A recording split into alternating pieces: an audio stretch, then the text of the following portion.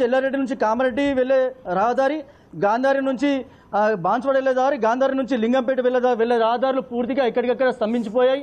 NDRF బృందాలు వచ్చినాయి. వీళ్ళకి సంబంధించిన సురక్షితంగా కాలనీవాసులు ఉండేసి కూడా ప్రయత్నిస్తున్న పరిస్థితి అయితే ఇప్పుడు మనకు చూస్తున్న విజువల్స్లో కూడా తీవ్రమైన ఇబ్బందులు ఎదుర్కొంటున్నారు. వెంటనే అధికారులు స్పందించి మమ్మల్ని రక్షించాలని చెప్పి ఇక్కడ కాలనీవాసులు కోరుతున్న పరిస్థితి అయితే కొన్ని. రాజేష్, సహాయక చర్యలు ఎలా చేపడుతున్నారు? ఏమన్నా వచ్చారా అక్కడికి ప్రస్తుతం మీరున్న ప్రదేశానికి? ఇప్పుడు మనం విజువల్స్ చూపిస్తున్న విజువల్స్లో ఎన్డీఆర్ఎఫ్తో పాటు పోలీస్ సిబ్బంది ఇక్కడ స్థానికంగా రావడం జరిగింది.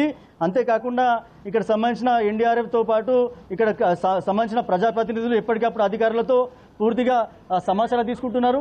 అంతేకాకుండా ఇక్కడ కాలనీలో తీవ్రమైన వరద ఎక్కువ అవుతున్న నేపథ్యంలో పోలీస్ సిబ్బంది, ఎన్డీఆర్ఎఫ్ సిబ్బంది కూడా కాలనీ వాసులు ఎవ్వరు కూడా ఈ ప్రాంతాల్లో వెళ్ళొద్దని చెప్పి రిక్వెస్ట్ చేస్తున్నారు. కానీ ఈ ప్రాంతాల్లో ఏదైతే వరద నీటి చెరువులు కొట్టుకపోవడంతో ఒక్కసారిగా ఇక్కడ ఈ ప్రాంతం అంతా తీవ్ర ఇబ్బందులు ఎదుర్కొంటున్న నేపథ్యంలో ఒకసారి పోలీస్ అధికారులు ఒకసారి మాట్లాడించే ప్రయత్నం. సార్, ఎట్లా ఉంది, ఎట్లా మేనేజ్ చేస్తున్నారు, ఏమని చెప్తున్నారు ఇక్కడ స్థానికులకి లోపల రాదని చెప్తున్నాం. ఎందుకంటే మొత్తము నిండిపోయిన రోడ్డు జలమయం అయింది కాబట్టి ఎవరికి రాకూడదని చెప్తున్నాము. ఆ మూలకి ఆయన రైల్వే గేట్ అవతల వాళ్ళకి ఆటే ఆపుతున్నాం అనమాట. ఆల్రెడీ ఎస్పీ సార్ అందరికీ అలర్ట్ చేసి డిస్ట్రిక్ట్ మొత్తము ఒక 10 టీం చేసిండు. అండ్ సో డిస్ప్లే నుంచి ఎన్డీఆర్ఎఫ్ టీం కూడా వచ్చింది కాబట్టి పోలీసులు అయితే అన్ని విధంగా సహకరించారు. దేవిఆర్ సైడ్ అయితే ఎక్కువ మునిగిపోయింది, జిఆర్ కాలనీ కూడా ఎక్కువ మునిగిపోయిందట. ఆల్మోస్ట్ అన్ని కాలనీ ఇట్లానే ఉంది, పరిస్థితి ఘోరంగా ఉంది కాబట్టి ఎవరు బయట రాకూడదని. అంటే వర్షం ఇప్పుడే తగ్గింది కాబట్టి పడవచ్చు, ఒక 2-3 అవర్స్ దాకా పడవచ్చు. ఎవరిలో బయట రాకూడదని మాకు మానవి పోలీసు వాళ్ళు. ఇది పోలీసులు చెప్తున్నారు. క్లియర్గా వర్షాలు పడుతున్న నేపథ్యంలో ఇప్పుడిప్పుడే వర్షం తగ్గుతుంది, కానీ ఈ వరదంతా పోయేసరికి సుమారు చాలా టైం పట్టే అవకాశం ఉంటుంది. సుమారు 2 రోజులు పట్టే అవకాశం ఉంటుంది అయితే అధికారులు చెప్తున్నారు.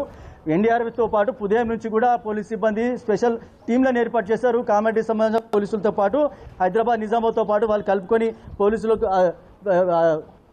వీలైతే ఇక్కడ జాగ్రత్తలు అయితే చెప్తున్నారు. ఎవరు కూడా బయటకు రావద్దని చెప్పి హెచ్చరిక జారీ చేస్తున్నారు. Right Rajesh, thank you so much. And మీరు కూడా టేక్ కేర్. భారీ వర్షాల కారణంగా ప్రస్తుతం కామారెడ్డి అంతా కూడా మునిగిపోయి కనిపిస్తోంది. ప్రస్తుతం మీరు చూస్తున్నవి ఎక్స్క్లూజివ్గా బిగ్ టీవీ స్క్రీన్ మీద కామారెడ్డి జిల్లా మొత్తం అంతా కూడా మునిగిపోయింది. కామారెడ్డి జిల్లాలో వర్షం బీభత్సాన్ని సృష్టించిందని చెప్పాలి. కేవలం 6 గంటల్లోనే 42.2 సెంటీమీటర్ల వర్షపాతం అక్కడ నమోదైంది. కేవలం రాజంపేట మండలం అరగొండలో 41.8 సెంటీమీటర్ల వర్షపాతం నమోదైంది. ఇప్పటికే అధికార యంత్రాంగం అంతా కూడా అక్కడ ఫోకస్ చేశారు. మంత్రి సీతక్క రివ్యూ మీటింగ్ నిర్వహించారు. జిల్లా యంత్రాంగంతో మాట్లాడారు, జిల్లా కలెక్టర్తో మాట్లాడారు.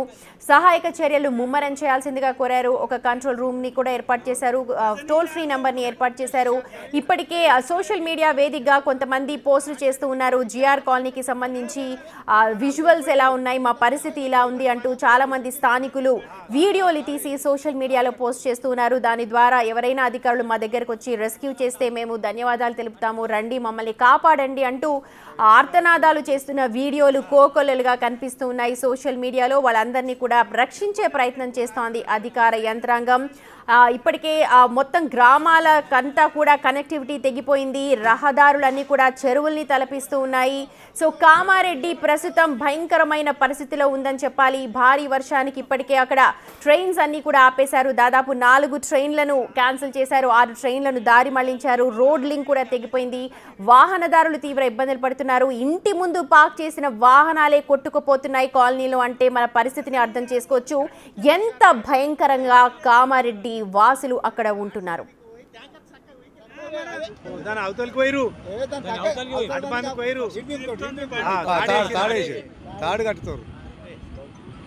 తాడు కట్టుకోమంటారు, వాళ్ళు పట్టుకున్నారు వాళ్ళు తాడు.